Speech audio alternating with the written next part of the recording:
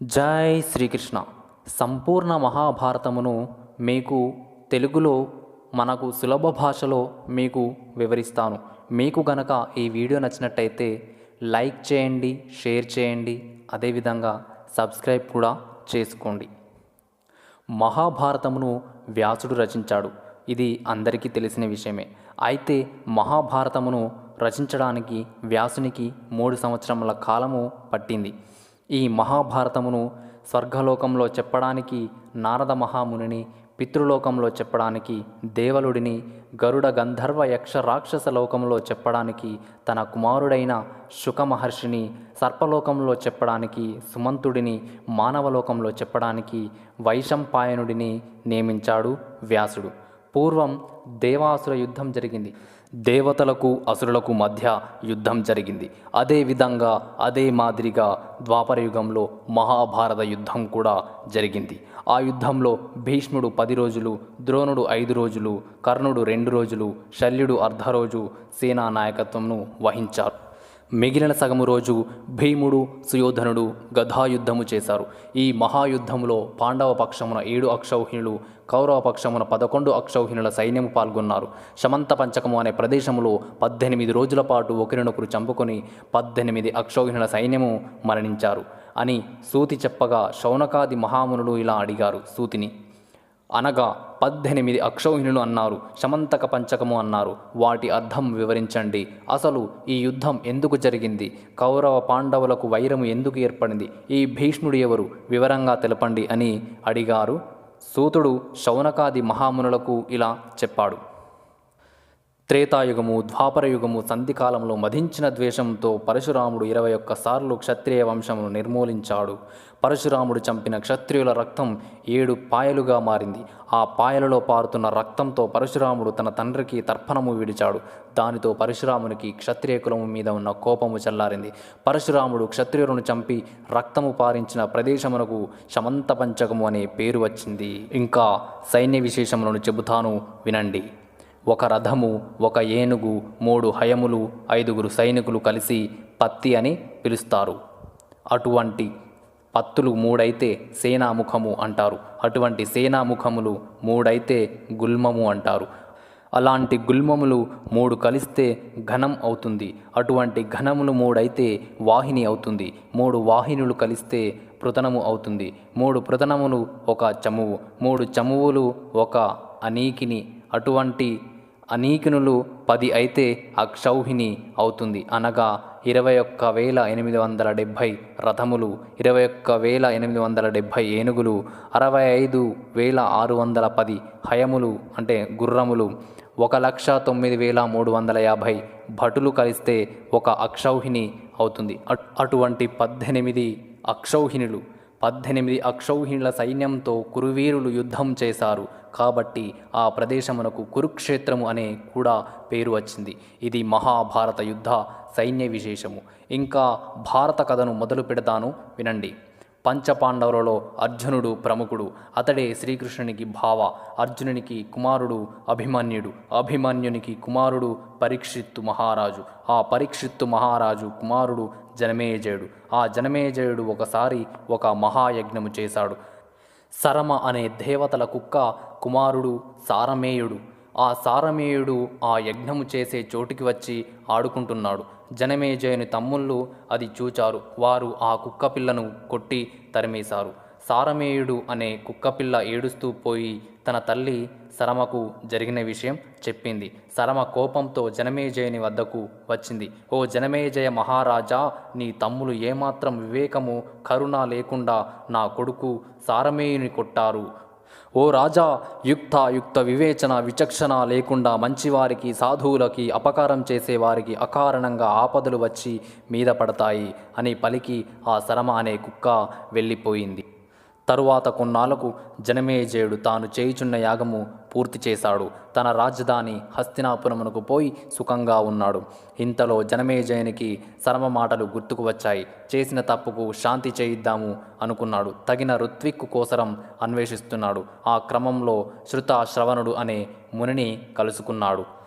అతనికి నమస్కరించి ఇలా అన్నాడు. తమరి కుమారుడు సోమశ్రవసుని నాకు పురోహితునిగా పంపండి అని అర్థించాడు జనమేజయుడు. దానికి తండ్రి సమ్మతించాడు. జనమేజయుడు సోమశ్రవసుని పురోహితునిగా స్వీకరించాడు. సోమశ్రవుని ఆధ్వర్యంలో అనేక పుణ్యకార్యములు చేశాడు. పైలుడి శిష్యుని పేరు ఉదంకుడు. ఉదంకుడు గురువులను భక్తితో సేవించి అనిమ, లఘిమ, ప్రాప్తి, ప్రాకామ్యం, మహిమ, ఈశత్వం, వశిత్వం, కామనా సహిత అనే 8 సిద్ధులు పొందాడు. ఒకరోజు గురువుగారి భార్య ఉదంకుని పౌష్యుడు అనే మహారాజు భార్య వద్దనున్న కుండలములు తీసుకురమ్మని పంపింది. ఉదంకుడు ఆ పని మీద పౌష్య మహారాజు వద్దకు వెళుతుండగా దారిలో ఒక దివ్య పురుషుని చూచాడు. అతని కోరిక మేరకు గోమయము అంటే ఆవు పేడను భక్షించాడు. ఆ దివ్య పురుషుని అనుగ్రహం పొందాడు. తర్వాత పౌష్య మహారాజుకు వద్దకు వెళ్ళాడు. మహారాజా, నేను నా గురుపత్ని ఆజ్ఞ మేరకు నీ వద్దకు వచ్చాను. నీ భార్య వద్దనున్న కుండలములు ఇప్పిస్తే అవి తీసుకొని పోయి మా గురుపత్నికి ఇప్పిస్తాను, త్వరగా ఇప్పించండి అని అడిగాడు. మహాత్మా, ఆ కుండలములు నా భార్య వద్ద ఉన్నవి, ఆమెను అడిగి తీసుకోండి అని అన్నాడు. ఉదంకుడు పౌష్య మహారాణి వద్దకు వెళ్ళాడు. కానీ ఆమె ఉదంకునికి కనిపించలేదు. మరలా రాజు వద్దకు వచ్చి, రాజా, మహారాణి నాకు కనిపించలేదు, మీరే ఆ కుండలములు తెప్పించి ఇవ్వండి అని అడిగాడు. మహాత్మా, నా భార్య మహాపతివ్రత, చాలా పవిత్రురాలు, ఆమె అపవిత్రులకు కనబడదు అని అన్నాడు. అప్పుడు ఉదంకునికి గుర్తు వచ్చింది. తాను గోమయ భక్షమును చేసిన ఆచమనమును చేయలేదు అని, ఆ అపవిత్రత వలన రాణి తనకు కనబడలేదు అని అన్నాడు. వెంటనే తూర్పు తిరిగి కాళ్ళు చేతులు శుభ్రంగా కడుక్కొని ఆచమనం చేశాడు. వెంటనే పౌష్యదేవి వద్దకు వెళ్ళాడు. ఆమె ఉదంకునికి కనబడింది. ఆమె కుండలములు అడిగాడు. ఉదంకుడు ఆమె కుండలములు ఉదంకునికి ఇచ్చింది. ఇలా చెప్పింది, కుమారా, తక్షకుడు ఈ కుండలములను అపహరించవలనని చాలా కాలం నుండి వేచి ఉన్నాడు. తక్షకుడు మాయలమారి, కాబట్టి నీవు ఈ కుండలములు తక్షకుని కంటపడకుండా భద్రంగా తీసుకొని పో అని చెప్పింది. అలాగే అని కుండలములు తీసుకొని ఉదంకుడు పౌష్యుని వద్దకు వెళ్ళాడు. పౌష్యుడు ఉదంకుని భోజనము చేసి వెళ్ళామన్నాడు. సరే అన్నాడు ఉదంకుడు. ఉదంకుడు భోజనము చేస్తూ ఉంటే ఆ భోజనములో ఒక వెంట్రుక వచ్చింది. ఉదంకుడు పౌష్యుని చూచి, నీవు నాకు అపవిత్రమైన భోజనమును పెట్టావు, కాబట్టి గుడ్డివాడివైపో అని శాపం పెట్టాడు. నేను చేసిన చిన్న తప్పుకు ఇంత పెద్ద శాపం ఇచ్చావు, కాబట్టి నీకు సంతానము కలగకుండుగాక అని ప్రతిశాపం ఇచ్చాడు పౌష్యుడు. తన తప్పు తెలుసుకున్నాడు పౌష్యుడు. అయ్యా, నాకు సంతానం కావాలి, దయచేసి తమ శాపం ఉపసంహరించుకోండి అని పౌష్యుని ప్రాధేయపడ్డాడు ఉదంకుడు. ఉదంక, మీ బ్రాహ్మణులకు మనసు నవనీతము కాని మాట కర్కశము, కాని మా క్షత్రియులకు మనసు కర్కశము కాని మాట సౌమ్యము. బ్రాహ్మణుడు తన శాపం ఉపసంహరింపగలరు, కానీ క్షత్రియులకు అది సాధ్యము కాదు. కాబట్టి నీవు నాకు ఇచ్చిన శాపము ఉపసంహరింపుము అని అన్నాడు. అలాగే అన్నాడు ఉదంకుడు. నా శాపము అంధత్వము కొద్ది కాలము మాత్రమే ఉంటుంది, తరువాత శాప విమోచనం అవుతుంది అని చెప్పి ఉదంకుడు కుండలములతో సహా గురుపత్ని వద్దకు వెళుతున్నాడు. దారిలో ఒక జలాశయం కనబడింది. ఉదంకుడు తన కుండలములను ఒక పవిత్రమైన ప్రదేశంలో పెట్టి తాను జలాశయములో దిగి అనుష్ఠానము చేయుచున్నాడు. ఇంతలో తక్షకుడు ఒంటి మీద బట్టలు లేకుండా నగ్నంగా అక్కడకు వచ్చి ఆ కుండలములు తీసుకొని పారిపోయాడు. ఉదంకుడు ఇది చూచి తక్షకునికి వెంబడించాడు. తక్షకుడు ఒక రంధ్రం గుండా నాగలోకానికి పారిపోయాడు. ఉదంకుడు కూడా నాగలోకానికి వెళ్ళాడు. అక్కడ ఉన్న నాగరాజులను పేరు పేరున స్తుతించాడు. తన 1000 పడగల మీద భూభారము మోస్తూ శ్రీమన్నారాయణుడికి శయ్యగా వెలుగుందే అనంత, నీకు నమస్కారము. సమస్త నాగలోకమును రాక్షసుల బాధ నుండి రక్షిస్తూ మహాశివుని మెడలో అలంకారంగా వెలుగొందుచున్న ఓ వాసుకి నన్ను అనుగ్రహించు. దేవతల చేత మనుష్యుల చేత పూజింపబడే సమస్త నాగరాజులకు నమస్కారము. తన కుమారుడైన అశ్వసేనుడితో కూడి భూలోకము అంతా సంచరించుచున్న తక్షక నన్ను అనుగ్రహించు అని నాగులనందరూ పొగిడాడు ఉదంకుడు.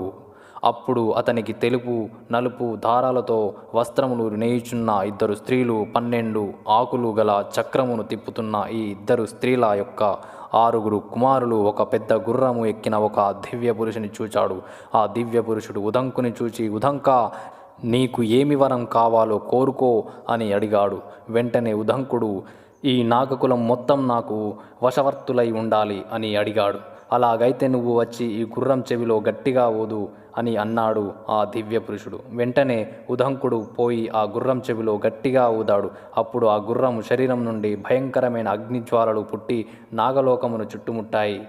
నాగులంతా ప్రళయం వచ్చిందని భయపడ్డారు. నాగరాజు తల్లడిల్లిపోయాడు. వెంటనే తక్షకుడు గడగడా వణుకుతూ వచ్చి తాను అపహరించిన కుండలములను ఉదంకుడికి ఇచ్చాడు. అక్కడి నుండి బయటకు ఎలా వెళ్ళాలి అని మదనపడుతున్న ఉదంకునితో ఆ దివ్యపురుషుడు ఇలా అన్నాడు. ఉదంక, నీవు ఈ గుర్రము ఎక్కి నీకు కోరిన చోటికి వెళ్ళు అన్నాడు. వెంటనే ఉదంకుడు ఆ గుర్రము ఎక్కి గురువుగారి ఆశ్రమమునకు వెళ్ళాడు. గురుపత్ని కుండలములు ఇచ్చాడు. ఉదంక పక్కనే ఉన్న పౌష్య మహారాజు దగ్గర నుండి కుండలములు తేవడానికి ఇంత ఆలస్యమా అని గురువుగారు ఉదంకుని అడిగారు. ఉదంకుడు జరిగిన విషయాన్ని అన్ని గురువుగారికి చెప్పాడు. ఉదంక, నీవు ధన్యుడవు. ఆ ఎద్దు ఎక్కి వచ్చివాడు ఇంద్రుడు. ఆ ఎద్దు ఐరావతారం. నీవు తిన్న గోమయము అమృతము. నీవు నాగలోకములు చూసిన స్త్రీలు ధాత విధాత. ఆ తెలుపు నలుపు దారాలు వస్త్రము. రాత్రి పగలు 12 ఆకుల గల చక్రము. 12 మాసాలు గల సంవత్సర కాలము. 6 కుమారులు, 6 ఋతువులు, 6 గుర్రమునెక్కి వచ్చిన ఆ దివ్య పురుషుడు ఇంద్రుని మిత్రుడు పర్జన్యుడు. మొదట్లోనే నీవు ఇంద్రుని చూచి అమృతపానం చేయడం వల్ల నీవు కోరుకున్న పని నెరవేరింది. నీవు గురుపత్ని కోరిక నెరవేర్చడం వల్ల గురుదక్షిణ చెల్లించుకున్నావు. నీ విద్యాభ్యాసం పూర్తి అయింది. నీవు కోరిన చోటికి వెళ్ళవచ్చును అని పలికాడు గురువు. ఉదంకుడు గురువునకు నమస్కరించి వెళ్ళిపోయాడు. కానీ ఉదంకుని మనసులో మాత్రము తక్షకుడు తనకు చేసిన అపకారము మరవలేకపోయాడు. తక్షకుని మీద పగ తీర్చుకోవాలని అనుకున్నాడు. వెంటనే జనమేజయ మహారాజు వద్దకు వెళ్ళాడు. జనమేజయ మహారాజా, నీకు శుభము కలుగుగాక. నా పేరు ఉదంకుడు. నేను నా గురువుగారి కార్యము మీద పోయేటప్పుడు కుటిల బుద్ధితో ఏమాత్రం వివేకం లేకుండా తక్షకుడు నాకు అపకారం చేశాడు. నన్ను మోసం చేసి గురుపత్ని కుండలములను అపహరించాడు. జనమేజయ మహారాజా, నాకే కాదు ఆ తక్షకుడు నీకు కూడా మహాపకారం చేశాడు. మహావీరుని అర్జునుని మనుమడు అభిమన్యునికి కుమారుడు అయిన నీ తండ్రి పరీక్షిత్తును దారుణంగా కాటువేసి చంపాడు. తన ఘోరమైన విషాగ్ని కీలలకు నీ తండ్రిని బలి చేశాడు. ఒక విప్రుని కోరిక మేరకు నీ తండ్రిని చంపాడు. తక్షకుడు మహాబలవంతుడు కదా. ఆ బ్రాహ్మణుడికి ఇది తప్పు. పరీక్షిత్తు మహారాజును చంపడం భావ్యం కాదు అని నచ్చ చెప్పవచ్చు కదా. కానీ చెప్పలేదు. ఆ బ్రాహ్మణుడు చంపమనగానే వచ్చి కాటువేసి నీ తండ్రికి దారుణంగా చంపాడు. జనమేజయ మహారాజా, నీ తండ్రిని చంపిన వాడి మీద ప్రతీకారం తీర్చుకో. వెంటనే సర్పయాగం చెయ్యి. ఆ తక్షకుడిని ఆ యాగాగ్నిలో భస్మం చెయ్యి. ఒక్క తక్షకునే కాదు, సమస్త నాగజాతిని భస్మం చెయ్యి. నీ తండ్రిని చంపిన తక్షకుని మీద పగ తీర్చుకో. మహారాజా, ఒక్కడు తప్పు చేస్తే ఆ కులమంతా తప్పు చేసినట్టే. ఇదేమీ కొత్త కాదు. కాబట్టి వెంటనే సర్పయాగం చేసి తక్షకునితో సహా సమస్త నాగలోకమును యాగాగ్నిలో భస్మం చెయ్యి అని ఉదంకుడు జనమేజయునికి రెచ్చగొట్టాడు. ఈ కథ విన్న శౌనకాది మహామునులు సూతునితో ఇలా అన్నారు. మహాత్మా, ఈ నాగకులమంతా యాగాగ్నిలో పడి భస్మం కావడానికి వేరు కారణం ఏమన్నా ఉందా అని అడిగారు. మహామునులారా, మంచి ప్రశ్న వేశారు. పూర్వము సర్పకులమునకు తల్లి అయిన కద్రువ తన కుమారులకి ఇచ్చిన శాపం వలన సర్పకులము అంతా జనమేజయుడు చేయబోయే సర్పయాగంలో పడి నశిస్తూ ఉంటే పూర్వము భృగువంశములో పుట్టిన రురుడు లోకములకు ఉన్న పాములను అన్నిటినీ నాశనం చేస్తుంటే దానిని సమస్త్రపాదుడు ఆపినట్టు సర్పయాగంలో నాశనం అవుతున్న సర్పకులమును ఆస్తికుని వలన రక్షింపబడుతుంది. ఆ వృత్తాంతమును సవిస్తరముగా చెబుతాను వినండి. పూర్వము భృగు అనే మహర్షి ఉండేవాడు. అతని భార్య పేరు పులోమ. ఆమె గర్భం దాల్చింది. ఒకరోజు భృగువు గర్భిణితో ఉన్న తన భార్య పులోమను అగ్నిహోత్రము చూస్తూ ఉండమని చెప్పి తాను స్నానానికి సమీపంలో ఉన్న నదికి వెళ్ళాడు. ఆ సమయంలో పులోముడు అనే రాక్షసుడు అక్కడకు వచ్చాడు. పులోమను చూచాడు. ఆ రాక్షసుడిని పులోమ మీద మోహం కలిగింది. ఈమె ఎవరు అని అగ్నిహోత్రుడిని అడిగాడు. ఇప్పుడు అగ్ని సంకటంలో పడ్డాడు. ఎందుకంటే పులోమను మొదట పులోముడు అనే రాక్షసుడు వివాహం చేసుకోవాలని అనుకున్నాడు. కానీ ఆమె తండ్రి ఒప్పుకోలేదు. భృగువుకి ఇచ్చేశాడు. ఆమె పులోమ అని తెలిస్తే రాక్షసుడు ఆమెను ఏం చేస్తాడో అని భయం. అదీ కాక నిజం చెబితే మునిశాపం ఇస్తాడు, అబద్ధం చెబితే పాపం చుట్టుకుంటుంది. ఎలాగా అని ఆలోచించాడు. ముని శాపాన్ని ఎలాగైనా పోగొట్టుకోవచ్చు, కానీ అనృత దోషము పోగొట్టుకోవడం సాధ్యం కాదు అని అనుకున్నాడు. పులోమని చూచి అగ్ని ఇలా అన్నాడు, ఈమె భృగు మహర్షి భార్య పులోమ అని చెప్పాడు. పులోముడు ఆమెను గుర్తుపట్టాడు. తాను మొదట వివాహం చేసుకోదలిచిన లలన ఆమె అని తెలుసుకున్నాడు. వెంటనే వరాహ రూపం దాల్చాడు. పులోమను భుజం మీద వేసుకొని పారిపోయాడు. అలా పారిపోతూ ఉండగా ఆ అదురుకు ఆమె ప్రసవం అయింది. బిడ్డ కింద పడ్డాడు. అలా గర్భం నుండి జారిన వాడు కాబట్టి వాడికి చవనుడు అనే పేరు వచ్చింది. తల్లి గర్భం నుండి జారిపడిన చవనుడు కళ్ళు తెరవగానే ఆ తీక్ష్ణతకు తట్టుకోలేక పులోముడు అనే రాక్షసుడు భస్మం అయ్యాడు. అప్పుడు పులోమ బిడ్డను ఎత్తుకొని భృగు మహర్షి ఆశ్రమానికి వచ్చింది. పులోముడు పులోమను ఎత్తుకొని పోతుంటే ఆమె కళ్ళ నుండి జాలువారిన కన్నీరు ఆ ఆశ్రమ సమీపంలో ఒక నదిగా ప్రవహించింది. ఆ నదికి వధూసర అని బ్రహ్మ నామకరణం చేశాడు. ఈ లోపల భృగువు స్నానం ముగించుకొని ఆశ్రమానికి వచ్చాడు. రాగానే అప్పుడే ఉదయించినట్టున్న తన కుమారుని భార్యను చూచాడు. జరిగింది తెలుసుకున్నాడు. అసలు నీవు పులోమ అని నీ భార్య అని ఆ రాక్షసునికి ఎలా తెలిసింది, ఎవరు చెప్పారు అని అడిగాడు. నాథా, ఈ అగ్నిదేవుడు నా పేరు పులోమ అని, నేను తమరి భార్య అని చెప్పాడు. వెంటనే వాడు వరాహ రూపంతో నన్ను ఎత్తుకొని భుజం మీద పెట్టుకొని పరుగెత్తాడు. అప్పుడు ఈ బిడ్డ నా గర్భంలో నుంచి జారి కింద పడ్డాడు. అత్యంత తేజస్సు గల ఈ బిడ్డను చూడగానే ఆ రాక్షసుడు భస్మం అయ్యాడు అని చెప్పింది పులోమ. భృగువుకు కోపం వచ్చింది. నా భార్య గురించి చెప్పిన నీవు అతి క్రూరుడవు. వాడు నా భార్యకు అపకారం చేస్తాడని తెలిసి కూడా వాడికి నా భార్య గురించి చెప్పావు. అందుకని నీవు సర్వభక్షకుడివి అగుదువుగాక అని అగ్నిదేవునికి శాపం ఇచ్చాడు. అప్పుడు అగ్ని భృగువుతో ఇలా అన్నాడు, మహర్షి, తనకు తెలిసిన విషయాన్ని దాచిపెట్టి అబద్ధం చెప్పేవాడు నరకానికి పోతాడని నీకు తెలుసు కదా. నేను కూడా అసత్య దోషమును భయపడి ఈమె భృగువు భార్య అని ఉన్న విషయం చెప్పాను. నేను అఖిల జగములకు కర్మసాక్షిని. అటువంటి నేను అబద్ధం ఎలా చెప్పగలను? కానీ నా తప్పు ఏమీ లేకపోయినా నీవు నాకు శాపం ఇచ్చావు. నేను కూడా నీకు శాపం ఇవ్వడానికి శక్తి లేనివాడును కాను కదా. కానీ కొట్టినా తిట్టినా పరుషమైన మాటలు పలికిన ఉత్తమ బ్రాహ్మణులు పూజ్యులే కదా. అలాంటి బ్రాహ్మణులకు అపకారం చేస్తే నాకు ఇహము పరము రెండూ లేకుండా పోతాయి. ఈ విషయం తెలిసిన వాడను కాబట్టి నేను ఎల్లప్పుడూ బ్రాహ్మణులను పూజిస్తాను. బ్రాహ్మణుల మీద కోపించడానికి భయపడతాను. ఓ భృగు, నీవు కూడా ఉత్తమమైన బ్రాహ్మణుడవు. ఏమి చేసినా నాకే చెల్లింది. సమస్త లోకములను హితం చేసే నాకు శాపం ఇచ్చి లోకాలను అపకారం చేశావు. ఎలాగంటే ప్రతిరోజు వేదములు చెప్పబడిన నిత్య నైమిత్తిక బలి విధానములో బ్రాహ్మణుల చేత నాలో చేర్చబడిన హోమద్రవ్యములను, హవిస్సులను, పిండములను నేను తీసుకొని పోయి దేవతలకు, పితరులకు అందిస్తుంటాను. అందుకే నాకు హవ్యవాహనుడనే పేరు వచ్చింది. కానీ నీవు ఇచ్చిన శాపం ప్రకారం నేను సర్వభక్షకుడినైతే నేను అపవిత్రుడిని అవుతాను. ఇంకా నాకు హవిస్సులను తీసుకొని పోయి దేవతలకు, పితరులకు ఇచ్చే అర్హత లేదు. నేను ఆ పని చెయ్యకపోతే లోకము స్తంభించిపోతుంది అని అన్నాడు అగ్ని. వెంటనే అగ్నిదేవుడు తన జ్వాలలను ఉపసంహరించుకున్నాడు. త్రేతాగ్నులు జ్వలించడం మానుకున్నాయి. దేవక్రతువులు, యజ్ఞయాగములు నిలిచిపోయాయి. అగ్నిహోత్రములు లేకపోవడంతో ఉదయం సాయంత్రం చేసే ఔపోసనాది కార్యములు ఆగిపోయాయి. దేవతార్చనలో దీపాలు వెలగడం లేదు. పితృకార్యములలో పితరులకు చేసే పిండ ప్రధానము నిలిచిపోయింది. జనమంతా హాహాకారములు చేస్తున్నారు. అందరూ కలిసి మునుల దగ్గరకు వెళ్ళారు. వారు అందరూ కలిసి దేవతల దగ్గరకు వెళ్ళారు. అందరూ కూడా పలుకొని బ్రహ్మదేవుని వద్దకు పోయారు. విషయమంతా తెలుసుకున్న బ్రహ్మ అగ్నిదేవుని పిలిపించాడు.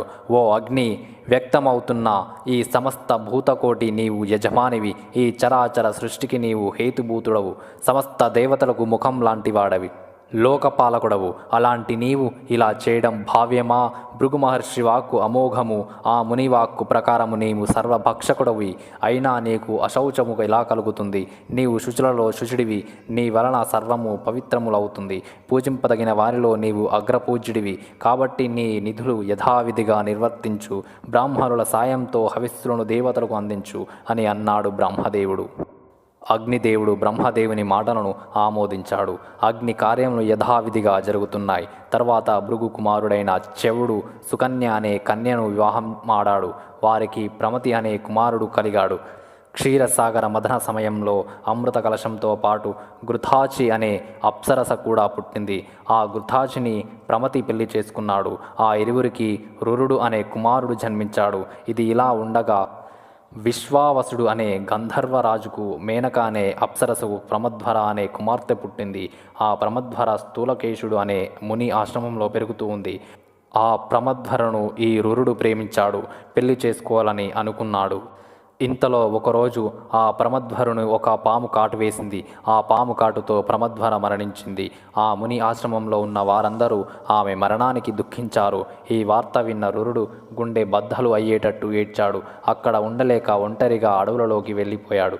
ఒకచోట కూర్చొని చేతులు పైకెత్తి, ఓ దేవతలారా, ఓ బ్రాహ్మణులారా, నేను దేవయజ్ఞములు, వేదాధ్యయనములు, వ్రతములు, పుణ్యకార్యములు చేసిన వాడిని. అయితే నేను నా గురువులను భక్తితో సేవించేవాడిని. అయితే నేను ఘోరమైన తపస్సు చేసేవాడిని. అయితే నా మనస్సు నిండా నిలిచిన నా ప్రేయసి ప్రమధ్వరకు మీ అందరి దయ వలన విషము దిగిపోవుగాక అని ప్రార్థించాడు. ఈ లోకంలో ఎంతోమంది మంత్రతంత్రములు నేర్చినవారు, విషతత్వ శాస్త్రములు చదివినవారు ఉన్నారు కదా, ఒక్కరు కూడా ప్రమధ్వరను ఈ విషము నుండి కాపాడలేరా? అలా చేస్తే నేను ఇప్పటి వరకు చేసిన తపోఫలము, అధ్యయన ఫలము వారికి తారపోస్తాను అని ఆక్రోశించాడు.